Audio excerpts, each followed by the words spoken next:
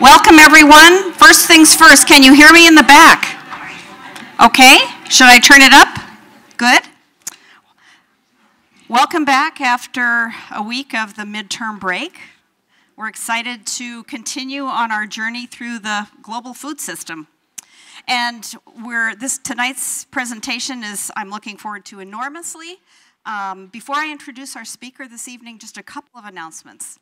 First of all, the Detroit Food Policy Council is sponsoring the Detroit Food Summit at the end of this week, Thursday and Friday, in Detroit, in downtown Detroit, and they have a very good website. If you go to the Detroit Food Policy Council website, you will see the agenda, the speakers, the workshops, and directions, and so forth. A number of us are going from the class, and those of you who are potentially interested in earning extra credit for the course, who are students who are enrolled in the course, this is one of your ways to do so, as we've explained in some messages. So check that out. It should be very interesting. Just a word of acknowledgement to our sponsors who are helping us to put on this wonderful group of speakers. And then one more announcement. The University of Michigan Campus Farm is hiring summer interns, and there's some instructions here about about how to apply. The person who runs it, Jeremy, where are you? Okay, just raise, if you want to talk to the person who runs the Campus Farm and who will be sorting through the applications, talk to Jeremy. But this is a wonderful opportunity to get involved over the summer and learn more about growing food and how the Campus Farm can be interfacing with the food system that's all around us. And so with that, then, I would like to introduce you this evening to our speaker, Fernando Funes Monzote. Fernando is from a distinguished family of agroecologists, that is, people who are specialists in the understanding the ecological principles that we apply to a truly sustainable agriculture. And he and his parents and other members of his family have been instrumental in both developing and implementing ecological approaches to agriculture in Cuba for over 25 years. The family lives in Cuba, and but they're very engaged with conversations about ecological agriculture all over the world. And Cuba, as a result of the efforts of Fernando's family and folks like him, has become an example to the world about how it's possible to actually grow a substantial portion of the food for the country using agroecological principles. And so they present us an example in both rural and urban contexts of a very vibrant, successful, innovative kind of ecological agriculture that has inspired many people, visitors and non-visitors alike. Now, Fernando holds a PhD in agroecology from the University of Wageningen in the Netherlands. He is a founding member of the Cuban Association of Organic Agriculture, and so he's very deeply embedded in a lot of the grassroots efforts and national efforts to promote more organic methods in Cuba.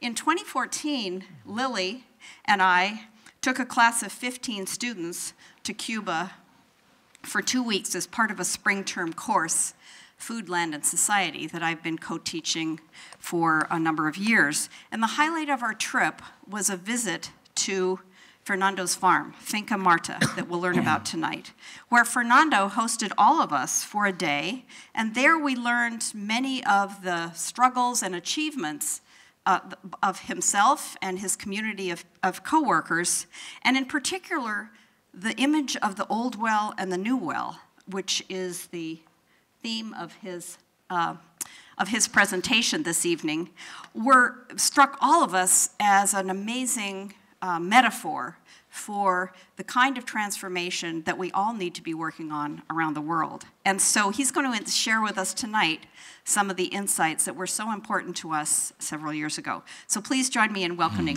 Fernando.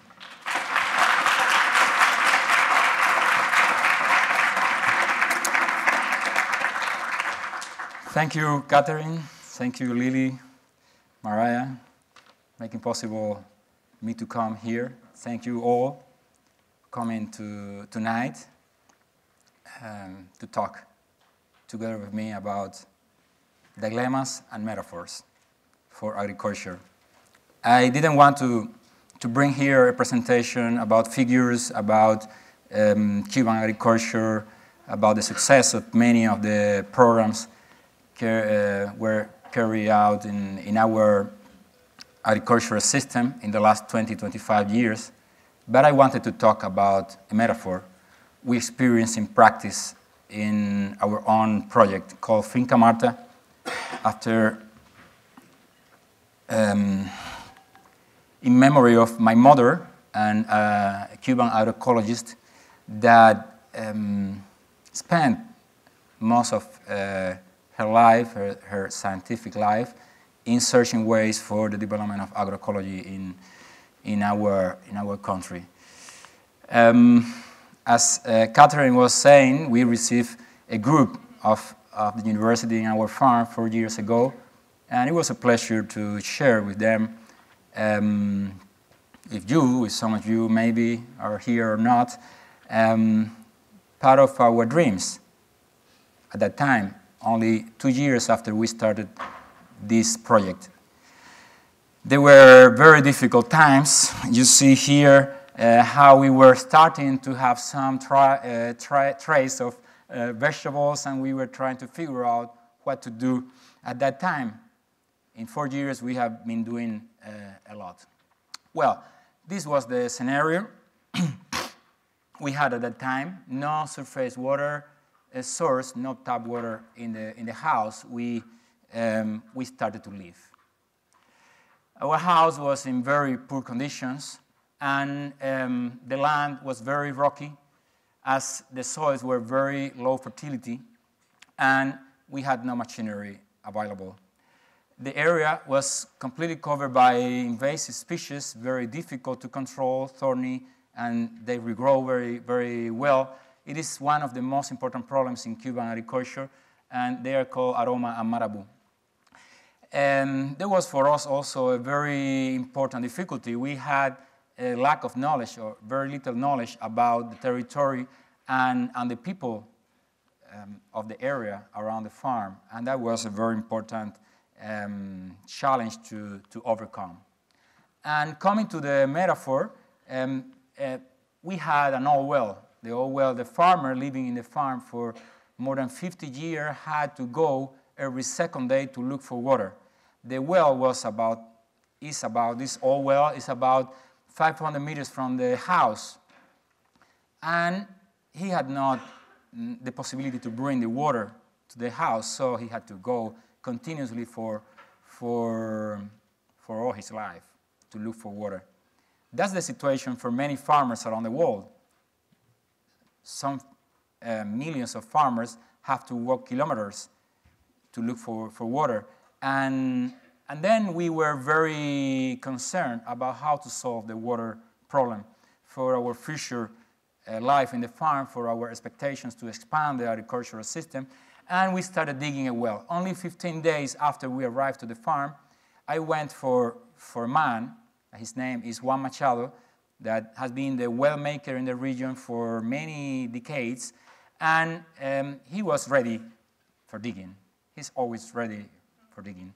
And we started digging the day of my birthday, the 6th of January, 2012.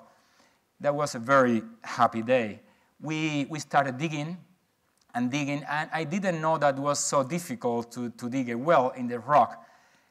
After 1 meter, we found the very heavy rock, and we were digging for about 7 months. We dug until 14 meters deep, and as you can imagine, for me, being an academic for many years, it was a very big shock. I didn't know what to do. And every day when we started digging again, I was very disappointed. I would say I was frustrated, and I didn't know how to stop and where to stop. This man was my main satisfaction and my main light in seeing what to do in the future, and he didn't see any kind of difficulties. So while digging the well, I started to see that the result or the objective was not only to search for water, but the process itself started to be rich, very rich. By talking to Machado, by hearing his stories about the territory, I started to understand the social dynamic around the farm. I started to meet many people coming to see the well. He was telling the people he was digging the hardest well in his life. And we were together in that operation. There were many people coming to the farm to work, and that was the case of this man, Peter, that started to dig with us, but he dug for only 1.5 months. He stopped, and he didn't see any kind of objective while digging the well. There is something very important. I had to trust on Machado, and the trust was very big. So we had to wait 7 months to reach water. And in the end, we reached a very good water source that we use continuously for our life since then. So it was not a loss of time. The expectations were many, and we reached our objectives. Then many metaphors started to come, like this one, where when there is any difficulty impossible to overcome, to face the challenge gives you enough strength to transform. You can break walls. You can overcome any difficulty if you really have enough will to continue in the process. And this is another metaphor, another explanation of the metaphor, that an opportunity to feel frustration was the opportunity to dig the well. So if you feel frustrated, if you feel pain during the process, you value more the results or what you achieve.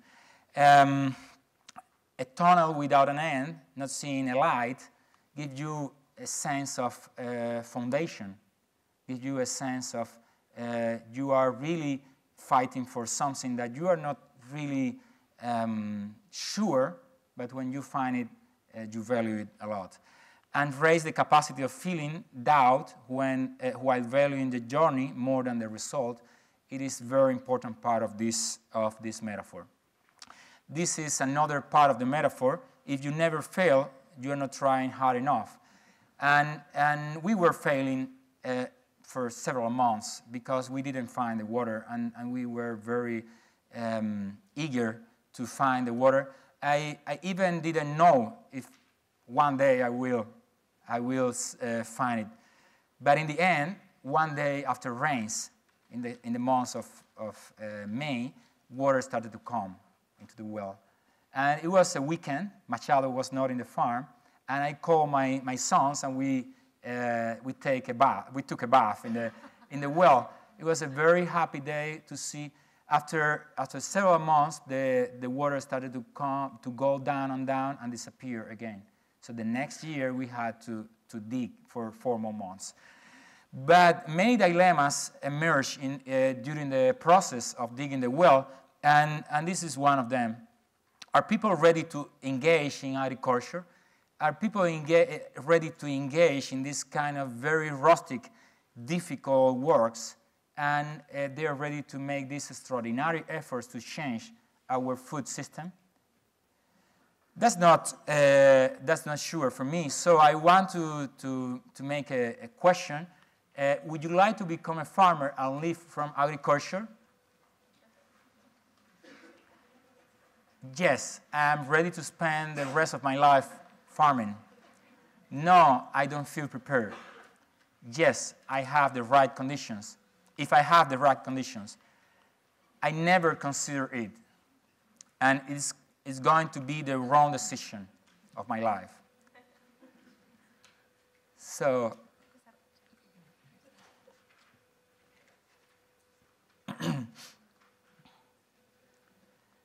think well. It is not a decision to take in some seconds. I took several years to get decided after many of the dreams and conversations with my mother, who wanted to have a farm. Now the farm has her name, and we make every day a celebration of her and her passion for agriculture. And when you want to make these kind of steps, you need symbols. The symbols move you ahead. Symbols give you a strength of what you do and give you enough adrenaline to go ahead, even with many difficulties. So now we have the results already.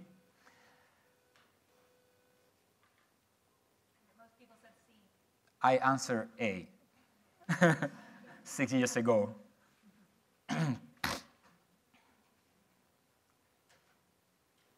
Can you show me the results?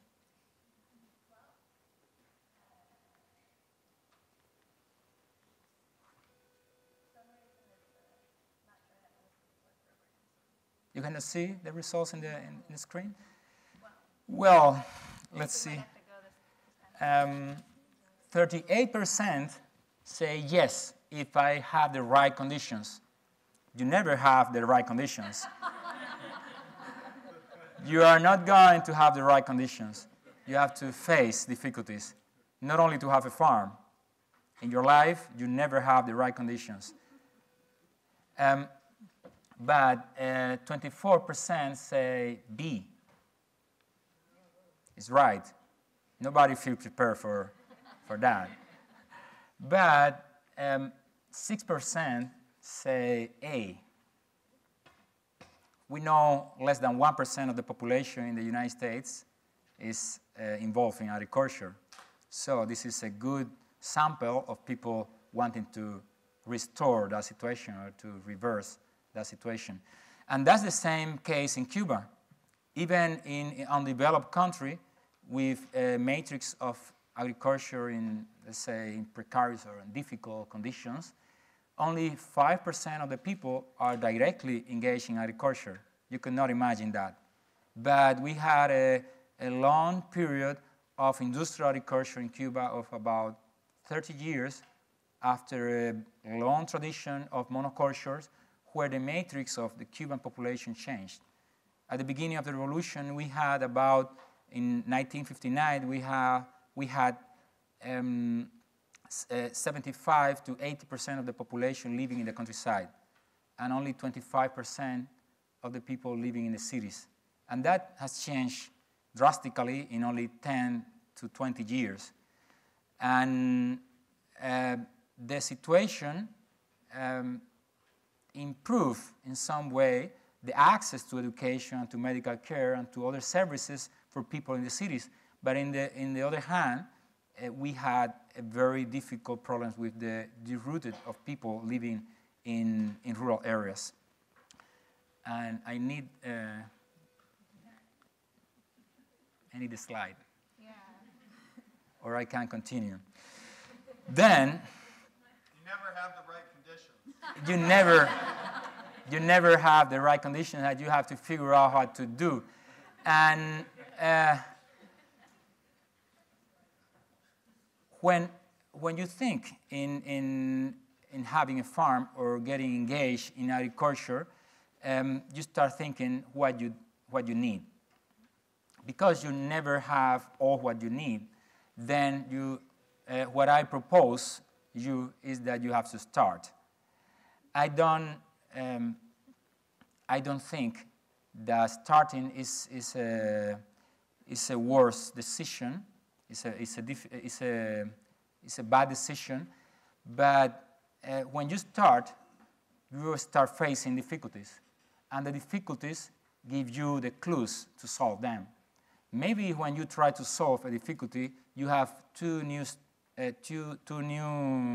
paths or ways to solve it. Maybe you are creating two new difficulties, but in the way you figure out how to solve them. So I would say that the first answer is the one that I would expect. I would like, but we know that the conditions are really very difficult for people to get engaged in agriculture, and you have to think well if you want to start. Then a second question is, what conditions would you need to engage in agricultural project? So once you decide to start, what conditions?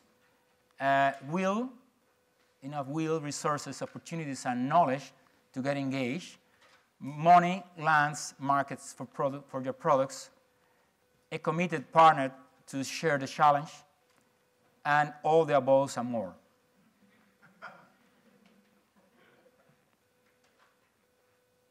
So give your answer.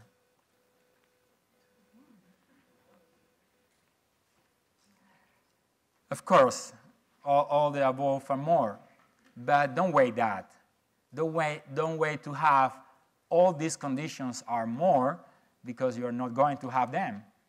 So I think having these four pillars, these four conditions, you can solve most of what you achieve by having a farm, by starting an agricultural project.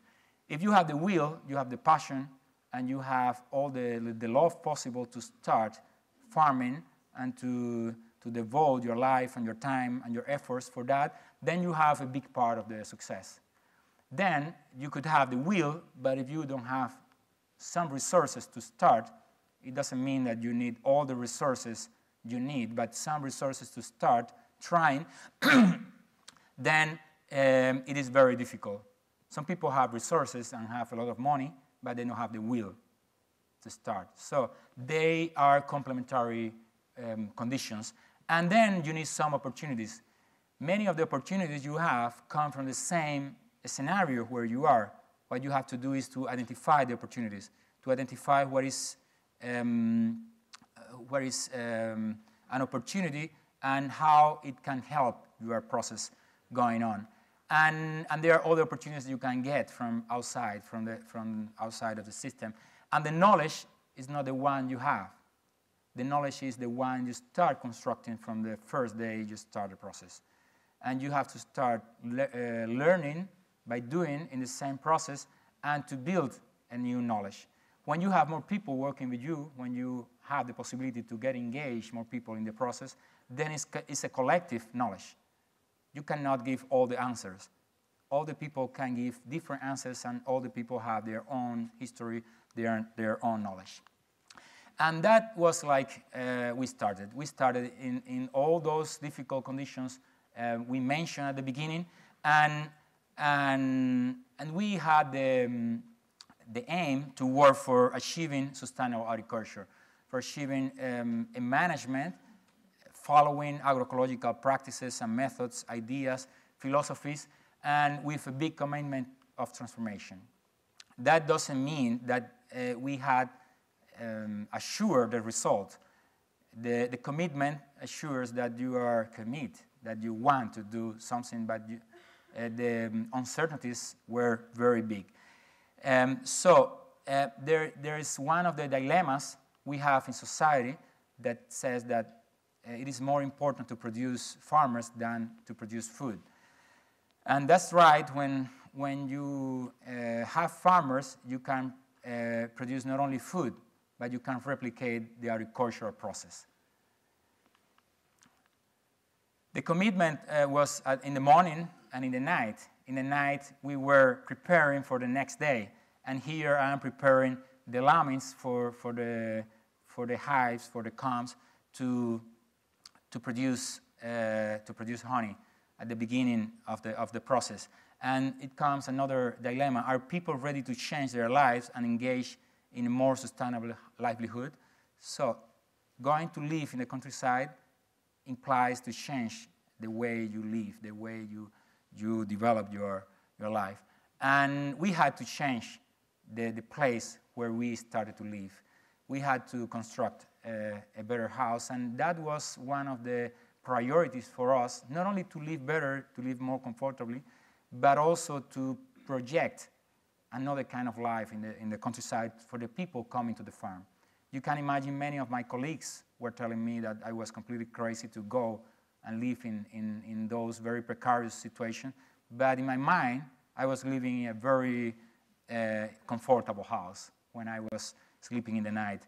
So the need to transform precariousness into prosperity with our own hands and ideas. And we started constructing a new house. And this new house started to be in the way we wanted. And we combined different kinds of materials, we combined different kinds of approaches in making the house. And this is how the house looks like today. We built it ourselves. And we spend a lot of time and efforts during day and nights to construct a nice place, comfortable place to live in the countryside. Another dilemma is how to connect traditional agriculture and scientific knowledge.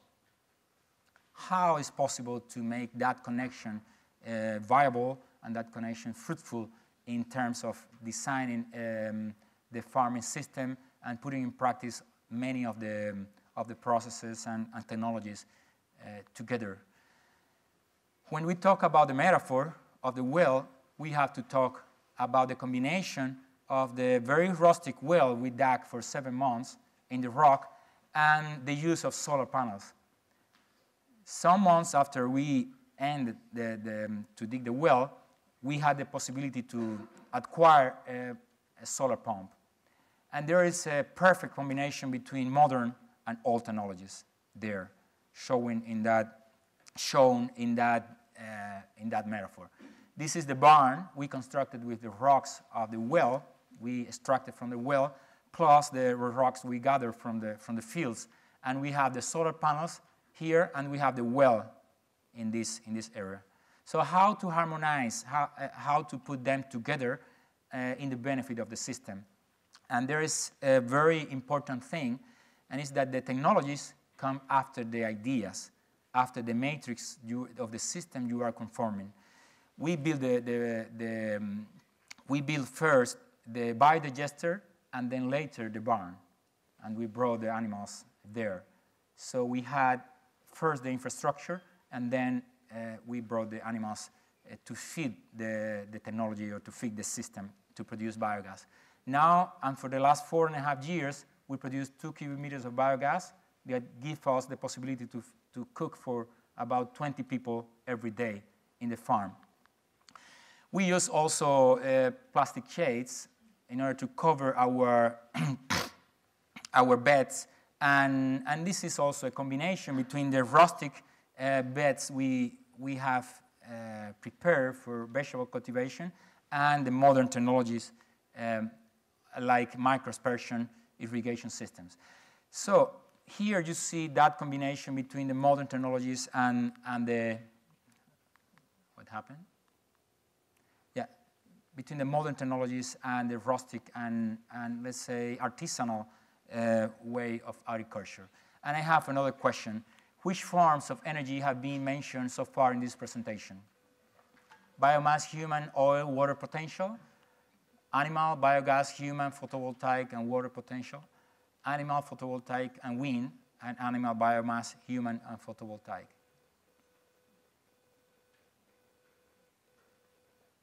there is something very important in this kind of multifunctional systems where we put together many technologies, and it's the complementary effect of the different technologies you use in the system. And this not necessarily means more complexity, more difficulties to manage the system. These technologies should work smoothly and effectively without not many interventions of people. Okay, second, right. Well, you are right. Animal, biogas, human, water potential, and what else?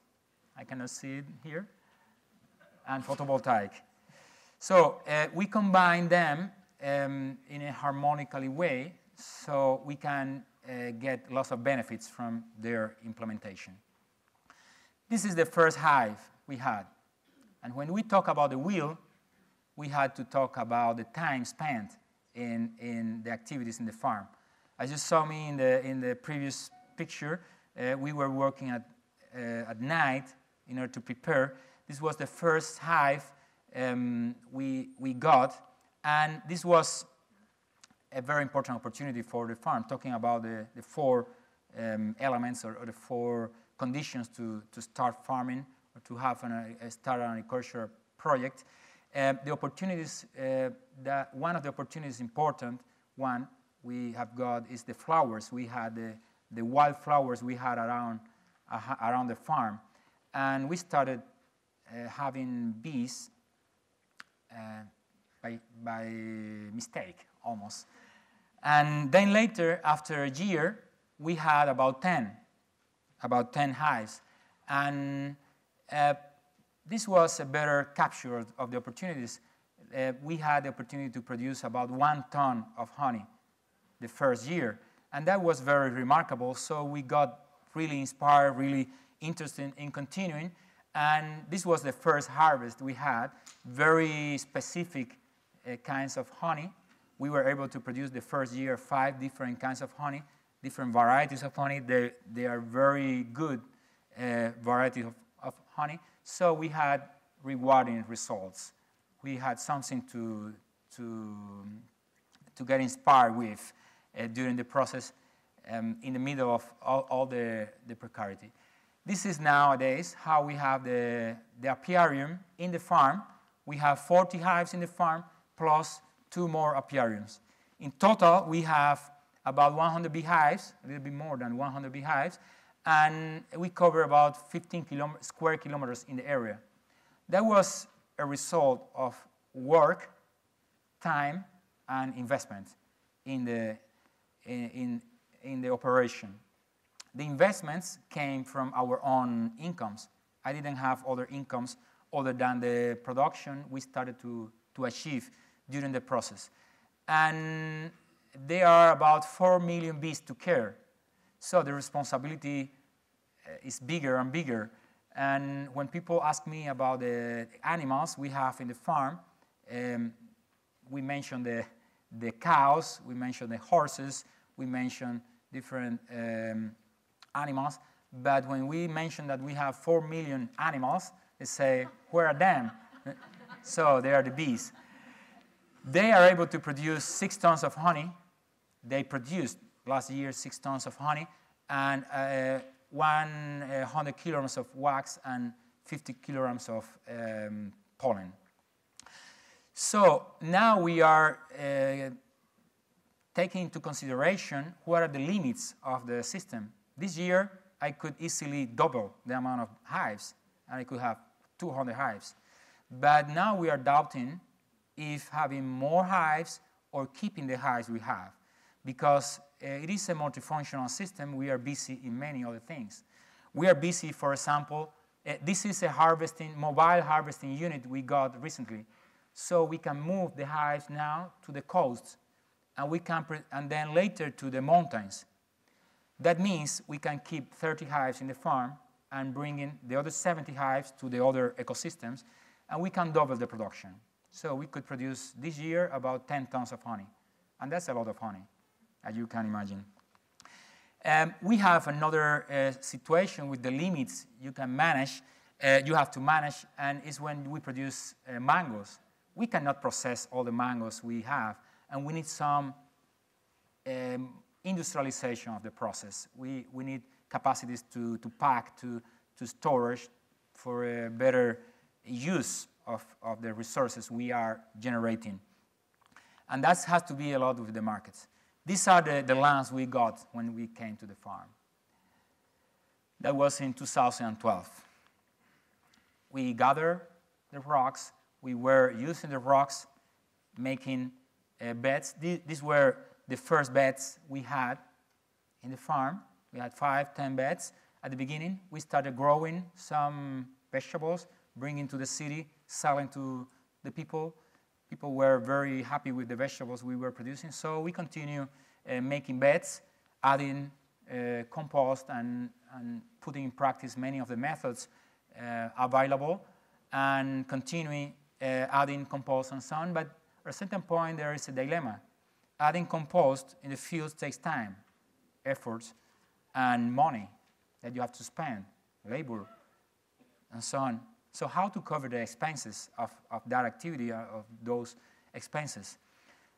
But anyway, because we were convinced, we continue adding compost, organic matter into the soils because they were very poor in fertility, and we needed to improve them in many ways. In the end, we have this result. This is not only attractive, as you see, this is very productive. We produce many tons of vegetables during the whole year, in winter, fall, spring, and summer. So in the whole year, as you see, as you saw before, we cover it. Now, in this moment, we have covered the area because the sun intensity is too high. And we were improving the area. We were using, as you see here, the rocks to make the beds, and we have here 100 beds. Beyond this, we have 400 more beds. And the scale that we have already in vegetable production is quite considerable. Now we are 18 people in the farm. They all get good salaries. We are valuing what we do. And we have to go to that scale when we talk about improving the livelihoods. People want to improve their lives. It's not a matter of subsistence agriculture. It's a matter of how to produce more, how to make a benefit, and how to improve the life of the people in the countryside. And this is true not only for Cuba, but for many other countries, that now we have better conditions than ever for the decentralization of agriculture, to make it happen in different scenarios and to make it work, diversify and heterogeneous agriculture on small and medium scale. We have better communication, we have better transportation, we have better information systems, and we can better link producers and consumers. And that is one of the bigger dilemmas and the bigger challenges we have for the future of agriculture everywhere. How to decentralize, how to make it profitable for more people and part of the rural development around the world. This is part of the harvest we have. We produce more than 60 different kinds of vegetables during the year, and in the week scale, we produce about 25 that we commercialize 2, but now 3 times in a week, Mondays, Wednesdays, and Fridays. And we sell to about 30 restaurants, but now we also commercialize to many social institutions.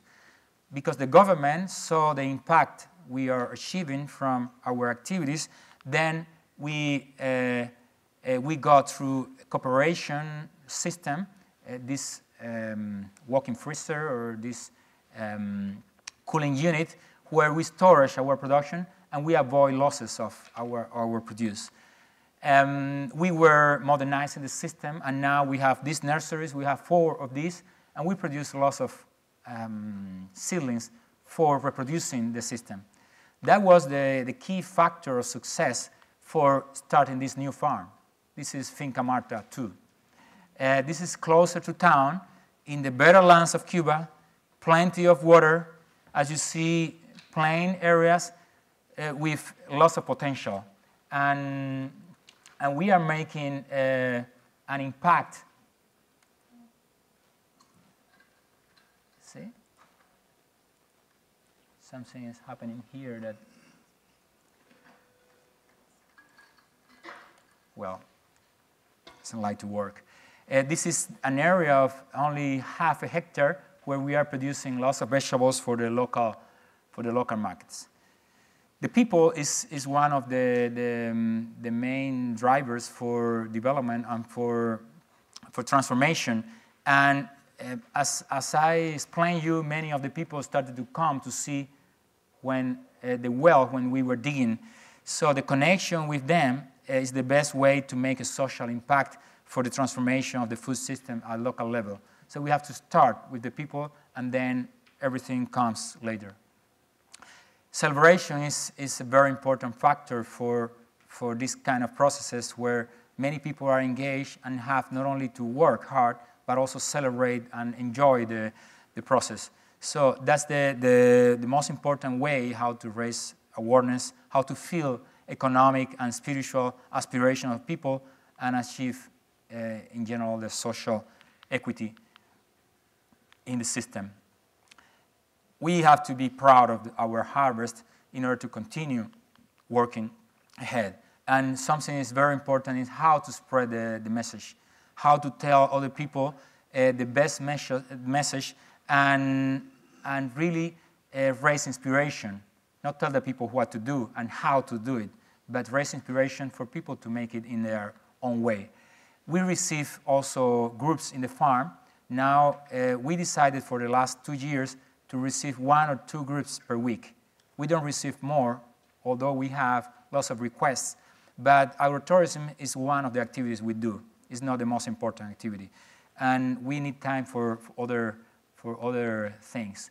And we have to come back to the well anytime and to search inspiration in that metaphor that gave us the strength to start and to continue this journey during all these years in order to build new ideas from practice. The new generations, these are my sons with a friend, and this was the first infrastructure we built in the farm, the soccer field. They were really happy when they had the possibility to play in the field, and at the same time they were living the experience inside the countryside. My wife, Claudia, shows that if you care and love, if you care and love more the things you had to fight for. So if you fight for something, then you care them more. So we pay a lot of attention for trust, respect, and love, participation, cooperation, and sharing aspiration, dreams, and benefits for people. We had, in this journey, we had passed for different phases. The first was, I call, in the middle of nowhere, where we had nothing to take or to make use of. The search of new ideas came during the process. Then later, we started to learn by doing collectively, not only individually, but we started to connect the knowledge all of us had during the process. Then it came the design of the system components, and we started to improve later the management of them, to refine every connection, every function. Then we were in possibilities to integrate different social actors during the process. And now we have the possibility to think about the expansion of the concept and the practice. We are proposing now the local authorities to build a sustainable agrarian community around the farm and to build 5 new farms with people that have been engaged and working during the process in the farm. So they know already the approach and they are ready to start their own processes, their own families. And in that way, I think we can build collectiveness from the individualities of people building their own processes. We have lots of things to do in the future, but we foresee or we focus on these 4 main areas for work, and it's production, the environment, education and research, commercialization activities, and agrotourism. These are mostly the activities we carry out. And the stakeholders we count with is the people taking part in the process, the local government and the local institutions, the national and international institutions that want to be part, and there are many that shown already their interest in participating. Now we have contracts with several universities and research institutions that want to do research while the process expands in the area, and we have to count also with the commercial enterprises. In the present scenario of Cuban agriculture, there are many opportunities for that. So Finca Marta agroecological project intends to contribute from its own example to the local and global search for food sovereignty. And these are our, let's see if you can see the horses. No, you are not going to see the horses playing in the field. So thank you very much for hearing and participating.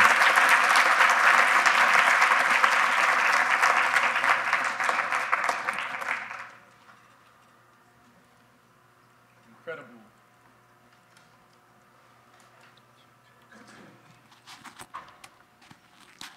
That was an incredible presentation.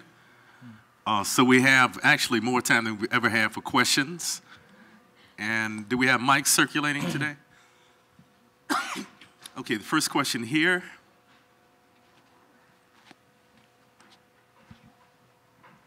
How long are you? Test. Hi. You have up to 35 minutes. Right. Hi, my name is Jeff Kraczynski. I work at Tandre Farm. Thanks for sharing your story. I appreciated the metaphor and the challenges in the beginning. It helped me relate to what you were talking about.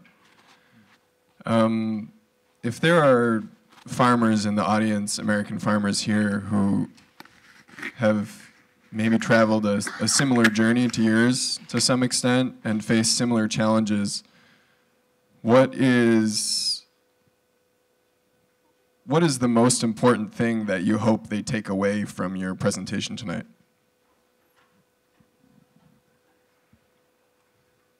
The most important thing we can get from this message is the commitment we need to have to transform the agricultural system. If we don't get engaged in this kind of processes, they are going to be different, they are going to have their own characters, they are going to have their own impact in many different levels. But if we don't get engaged in this kind of processes, we are not going to achieve the change in agricultural system. That's definitively the main message. Other questions? Yes. One of our issues is access to land, and I'm interested to hear how you went about acquiring the property for your farm and what it will take to expand in your vision of having 5 additional farms. Well, access to land has been one of the opportunities we had since the beginning, and now these opportunities of having more lands available for the project and for other people has been crucial for us. But that is only one of the conditions you need to develop this kind of processes. The government was distributing more than 1.5 million hectares in Cuba in the last 10 years for people that wanted to start agricultural activities. Lands given in usufruct, so you get the rights of usufruct. Nowadays, for 20 years, guarantee. But as I said before, you need also to have enough will, enough resources, enough opportunities, and you have to build the new knowledge. What happened for many people getting lands in Cuba is that they didn't have a good connection of these 4 components or these 4 conditions, and many of them fail in the process, especially in times of difficulties for the government. They could not get good grants or good opportunities of investment for their production. And it is a challenge, a big challenge to make the land produce in the proper way. But there is something that has to be with the scale. There are people asking 10 hectares of land or 20 hectares or more, and they cannot even manage half a hectare. So if you start small and you can manage that size of land, then you can start it to grow until the moment you have a human scale, or you can really manage properly the area you have. When you have a collective of people, then you can expand that area in a kind of community that can hold bigger or larger amount of areas.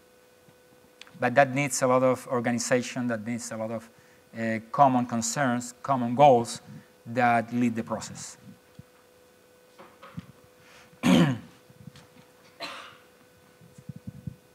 Thank you for sharing your farm with us this evening. As you know, I came to visit 4 years ago, and one of the difficulties, or one of the things that our group noticed, was we had an opportunity to meet with someone from I guess the Ministry of Agriculture or something like that.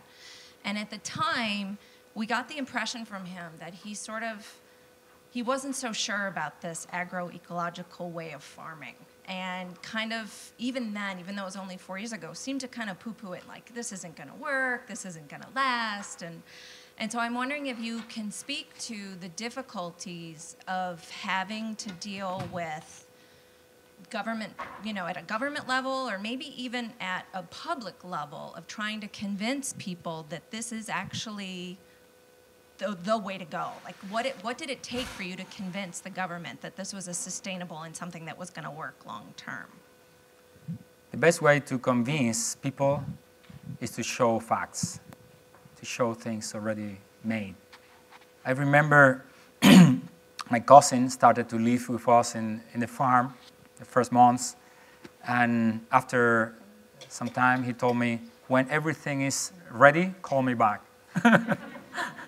And people want to see things already made, already finished, to have an idea of how it looks like. And now we can show that the impact we are having is not only towards the environment, towards the ecology of the area, but also we are having a social impact, and we are having an economic impact.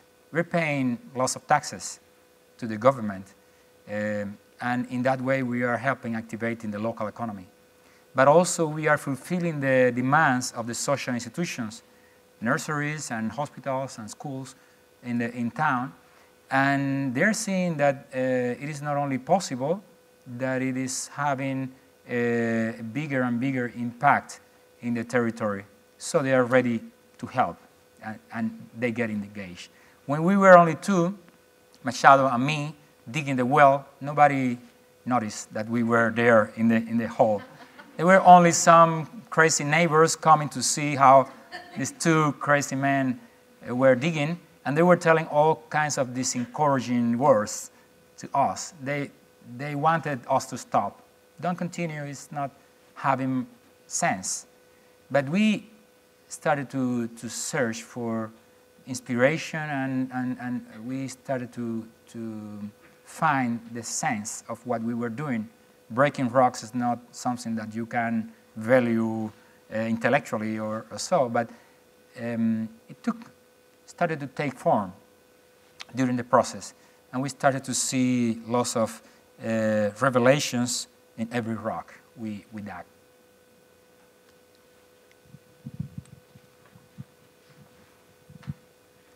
So thank you again for coming and speaking. You mentioned decentralizing the agricultural system and how important that was for agriculture in Cuba. And then at the end, under stakeholders, you mentioned national and international institutions. So my question is, what sorts of national and international institutions would be ideal to get on board with this kind of project? I think many institutions could help. For example, Yesterday, I've been in touch with the UNDP Small Grants Program, and I put them in contact with the Technical University of Havana. They are interested, we have a contract with the Technical University of Havana. They are interested in applying technologies in the farm and helping building the sustainable agrarian community. We are a team now, so we're searching for opportunities or grants to invest in the new farms. If we had to wait for 6 years to arrive to this point, I say that we need 3 times less time. I say 2 years to establish the new farms, to establish the new 5 farms. And we can get investments for them, and we have an idea about organization, and from Finca Marta we can help them to get improved, and in the meantime they can live like they live in the farm nowadays. So we have lots of potential also for international institutions and for universities in Cuba, schools, the University of the province, Artemisa, that is the province where the farm is, and we are making the puzzle of relationships. The potential is huge, and I would like to see one day students, another time, students from Michigan University coming to our training center, nice training center like you have this here in this university, a nice training center for people to stay and work in their farms and having the experience of relationship between practice and theory. There's another question in here somewhere a few questions ago. Yes, I thought I saw a hand up. Now that you have 18 people or so working on the farms, could you talk about how you organize the team and how you make decisions and that sort of thing? Sometimes people call me chief. I don't want to be the chief, and I refuse to feel like that. Of course, I act like a coordinator or facilitator of the process, but I think the most important thing, that is very important, that people act individually and people can self-organize or self-direct. When you achieve that, you are achieving a lot. It's self-organization. And during the process, you commit lots of mistakes. And what we have seen is that mistakes are very important in the process. You can value the mistakes a lot. And they were a driver for development. As I told before, if you don't try hard, if you don't commit enough, lots of mistakes, you're not trying hard enough. And that was true during this process. And we are not the same than several years ago. We were evolving, we were having more skills in the fields we had not at the beginning, and we were changing ideas and we were changing ways of doing. And that has been very rewarding in some way and very successful way of organization. That doesn't mean that you don't direct at a certain point the system, but it needs, of course, certain direction or certain correction at certain point. And we meet and we discuss things. And another thing is that not all the people can decide individually what to do at any time. That has to be controlled. And another way, it would be like an anarchy. That would not work, I think. So far, all the questions have come from this side of the room. I wonder what's happening over here. But we have one here, Fern, and then there's one at the back also.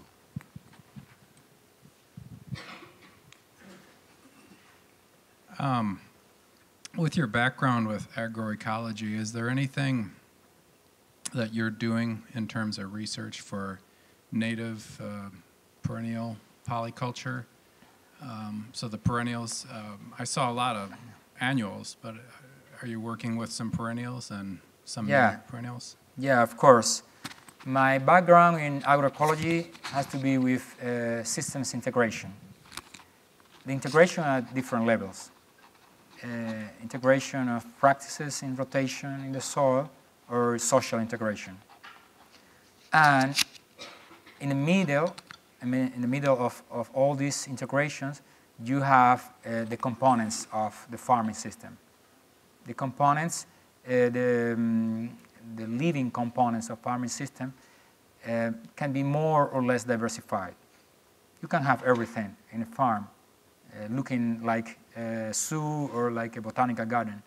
But that diversification need to have sense, need to have logics. And when we talk about perennials, we talk more about fruits. Fruits, we have more than 40 different species of fruits in the farm, mostly for our own consumption. And we talk about forages, so trees, forestry systems for animal feeding. That's the approach we follow. And we combine them in many different ways through the area we have. For example, when we talk about Gliricidia, is a tree we plant in the fences, they play different roles. They play the role of fence, but we cut the branches to give to the animals very high protein forage, but also they flower, they bloom in this time of the year, February and March, and we get specific honey from them. We planted more than 10,000 of these trees in the fences of the farm, and we get a very high benefit from them. In the back, Mariah.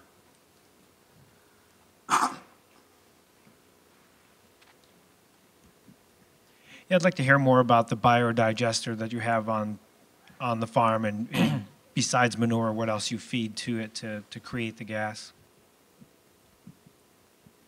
We built the most simple sample, the most simple biodigester sample or biodigester model, the biodigester model we found in literature.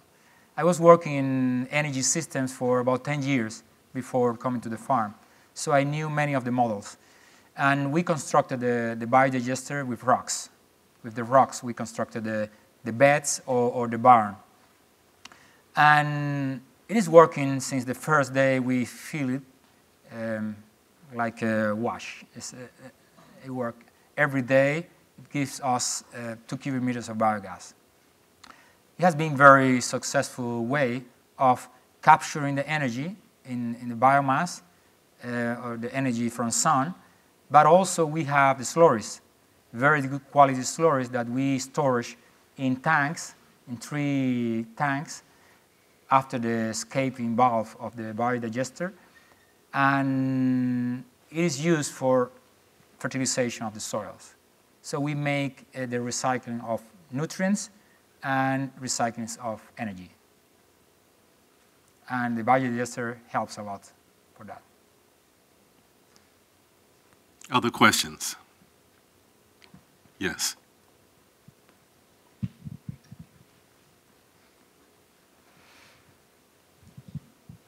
Hi, thank you for your presentation.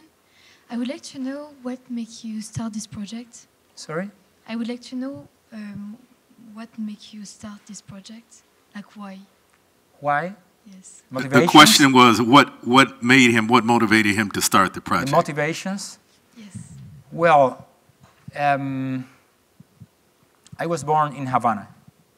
A few days after, my parents brought me to the Animal Science Institute, where they used to work. So I could tell that I was born in the Animal Science Institute. And all my childhood was there. I participated in many discussions of my parents with their colleagues about the future of Cuban agriculture. And at the beginning of the 90s, being a student of agronomy in the Agrarian University of Havana, I was one of the founder members of the Cuban Organic Farming Association. During several years, I was part of that organization that spread the word and tried to communicate the benefits of organic agriculture and agroecology for our country. Then later, after graduated, I participated as a researcher in many projects and many research projects and promotion of agroecology in Cuba and in Latin America and also around the world. But after about 20 years of professional life, I felt that there was a gap in my wish of transforming Cuban agriculture and in giving a message to the international the international community in the agroecological efforts to transform the world food system. And that was the main motivation for me to start. Of course, it was not a personal decision. It was a decision to take together with my family. And I had family motivations. I wanted to change my life, even if it was a comfortable life, I would say, traveling and having a comfortable house in Havana and a car and a nice family I love. I wanted to make a new step in my professional and my family life. If you want to really understand something, do it. If you want to really communicate something strong enough for the people, you need to feel convinced. And to feel really convinced, you have to practice it. You cannot tell it in theory the people what to do or what you do. Thank you. We have a second question over here.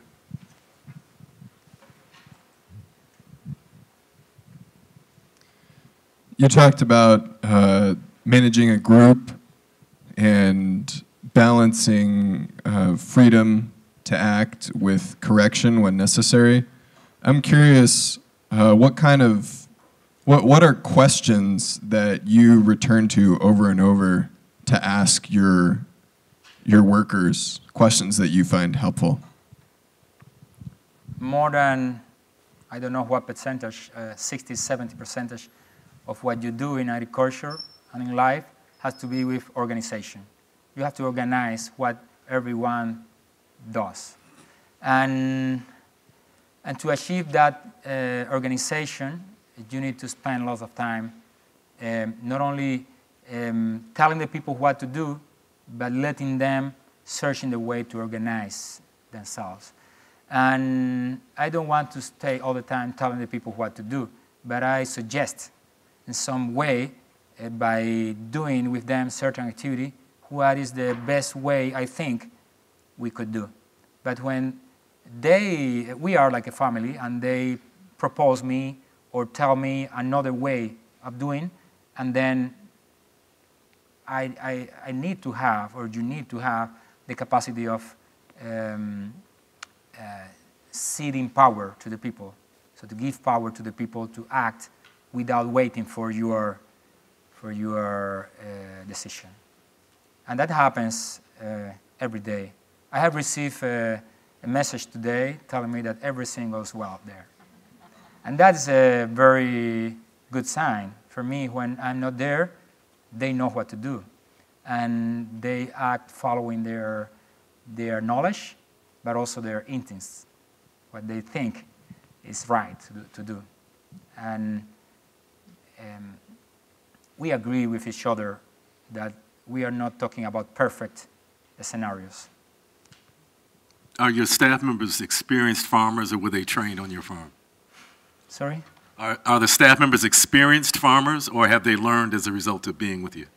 All of them were experienced farmers. I was the only beginner. But I think we have a lot to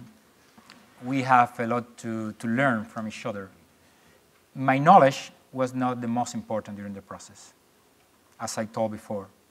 The most important was to value the knowledge of all the people working in the farm. And they have lots of skills that can be used in many different moments during the process that was the most important success driver for success. And not telling that because I am, how you say, when you don't want to merit you, by humility or so, but my contribution in terms of knowledge in the farm maybe don't surpass the 10%. And that's Finca Marta, the memory of my mother, and I'm happy that many people love her memory. And they are not working only for money, they are working for the common objective of improving the system, and they're more and more, and we are more and more purified people for the benefit of our team, our community, and our country. Well, that's almost a wonderful way to end, but I have another question for you. Clearly, you've been thinking a lot about the way in which Finca Marta will be contributing to transformation of agriculture in Cuba, but also in the world. If you think maybe 10 or 20 years from now, what are the signs of transformation in Cuba and in the world that you would like to see? I'm sure it's not going to happen great transformation. I'm sure there are too many walls to overcome and too many difficulties to face. And coming from an academic scenario, an academic area, I think that reframing the way we think based on the practice is going to give us lots of strength. But there is something very difficult to change, and it's the mindset of people and the mindset of the society in general. And this is going to need decades and generations ahead to change. So what we can do, and I'm not being pessimistic for that, but what we can do is making our best in showing that other ways are possible for the transformation of our food system, and that we can achieve food justice and food sovereignty from our own experience. We are not going to achieve that at country level or at the world level. We have to achieve this transformation at the local level. And many local experiences are going to be joined and are going to make the difference in our countries and in the world. So I've got lots of questions, but I'm trying to make sure all of you have an opportunity to ask. So while we're waiting for the next hand to go up, can you talk about pest management? What are the major pests that you have? Don't make me that, please. And what methods do you use to manage those pests? Well, we don't manage pests. We allow them to work. It is very interesting that we have identified different pests or diseases during the process of planting and growing all these vegetables. And we have two main pillars for this ecological management of pests. And one is the improvement of the soil. So we were improving the soil conditions as a way to improve the plant growth and a healthier production. And second, the diversity. Because we have a so diversified system, then the threats we have from pests is very low. When we had an appearance of certain bug or certain pests, or certain damage, we acted on them, manually or mechanically. And that was sometimes over some run in the night, we went for snails, hunting snails, and we reduced you cannot do that in 1,000 hectares, but you can do that in 2 hectares. And you can define where the focus is and go for them during the night. In that way, you know better how they behave in the hours they work. And when you make a negative selection, you reduce the population, and they don't cause damage anymore for months or years. They don't appear anymore in populations that can affect the system. The same towards ants or towards worms, and we were identifying the places where they are making a damage and making early harvest earlier, or negative selection of the plants. And in that way, we were achieving that equilibrium, agroecological equilibrium we are following. If I tell you in percentage what is the effect that they cause, the negative effect they cause, maybe it's less than 0.5% in total compared to the incomes we have from production. So it is, how you say, non-significant for our work. We have time for maybe one or two more questions. And let's see first if anybody, he's had two opportunities, and I know he's got lots he wants to add. I'm happy to defer. Okay, but if nobody else has a question, we'll go back to you. Anybody who hasn't spoken, yes.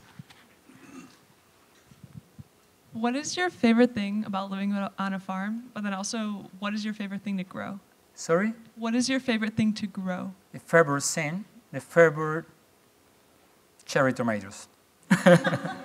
I like a lot the cherry tomatoes, and the people like a lot. We started in the nurseries of the municipality, and the children like a lot cherry tomatoes. It's a very new product in Cuba. Maybe we are the greatest cherry tomato producer in Cuba. We are producing about 200 pounds 2 times in a week for about 6 months. She had a first part to her question, too. She asked, what is your favorite thing about living on a farm? The interaction with nature and the variability and the diversity of scenarios you have every day, and the comprehension and how to read the environment. It's the capacity the farmers have that we don't have. I don't feel like a farmer still.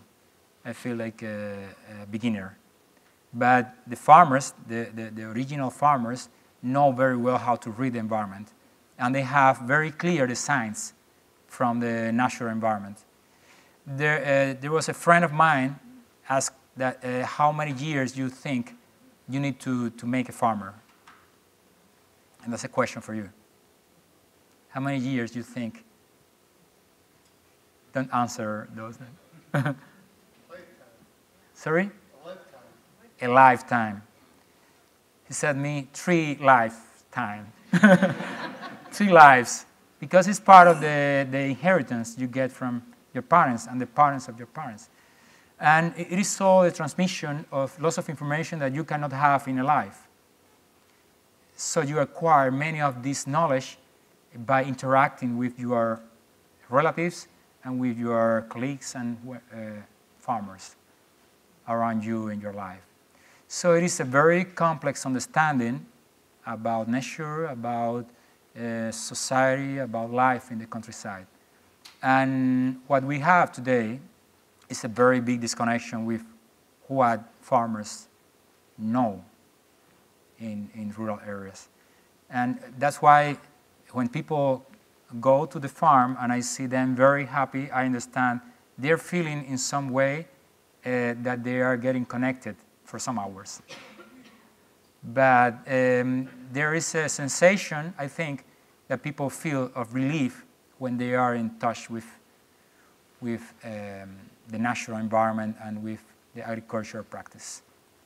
There is something telling in the background of people that they lack of that connection. You started with the metaphor of the well. Could you speak a little more about it? A little bit more about the metaphor. Every day is the first day. if you see that you have achieved already your work or your objective, your goal, then it has no sense. The metaphor has to be with that. The metaphor of the will has to be with continue fighting for your objectives and continue fighting for your dreams. And there are many other emerging ideas and emerging properties coming from the will. And it is strange because we had not much to value during the process of breaking rocks.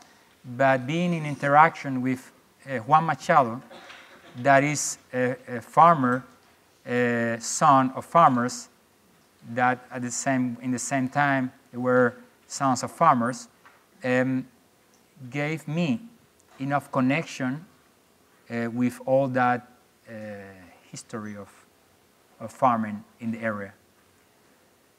And we are writing a book now. My wife is an editor, and I am putting many of these ideas in a book that we want to communicate in short stories.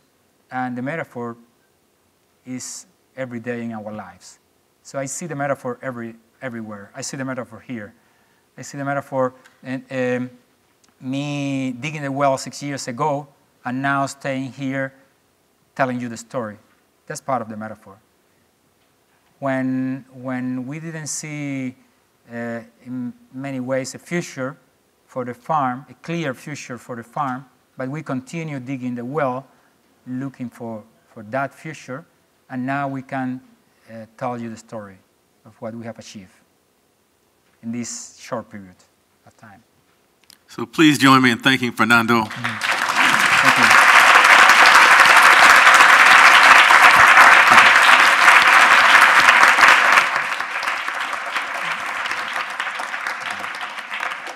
So next week we have a dynamic